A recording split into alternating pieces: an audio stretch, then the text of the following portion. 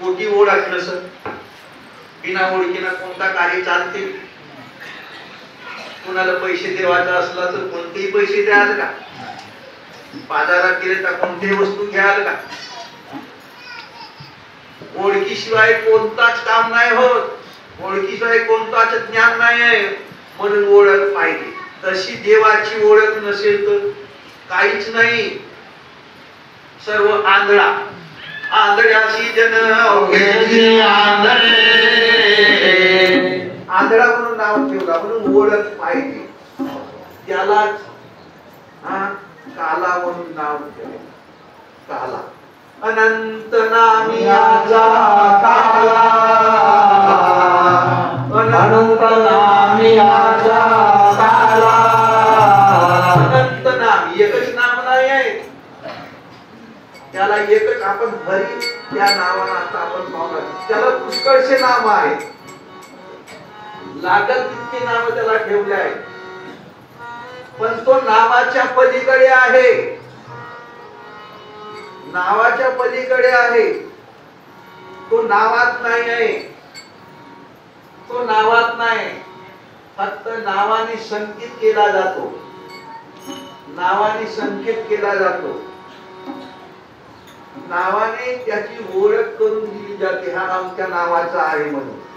तो नावाच्या पलीकडे आहे. म्हणूनच साधू संतांनी शब्दाने सांगता जेवण येता. शब्दाने सांगता जेवण येता.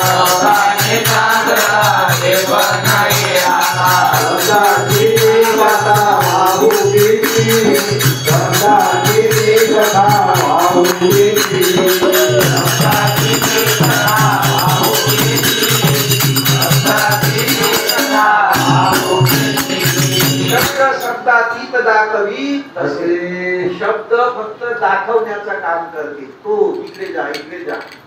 तसा एखाद्या ठिकाणी चौरस्ता आहे. किती नाव दिल्या जाते. किती चिन्ह दाखवल्या जाते. इकडे जा म्हणून. तशा सारखा हे ग्रंथ सुद्धा फक्त तुम्हाला संकेत करून राहिले. चिन्ह दाखवून राहिले. ते पोहोचवू शकत नाही.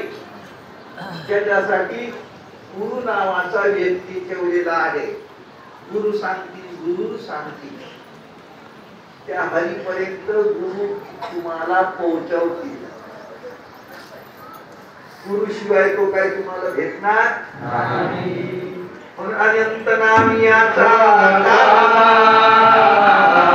वेद म्हणे पाहुणा. वेद म्हणे चार वेद आहेत. चारही वेदाचा म्हणणं एकनाथ महाराजांनी सांगितला. त्या देवाला त्या हरीला पाहून त्या हरीला पहा.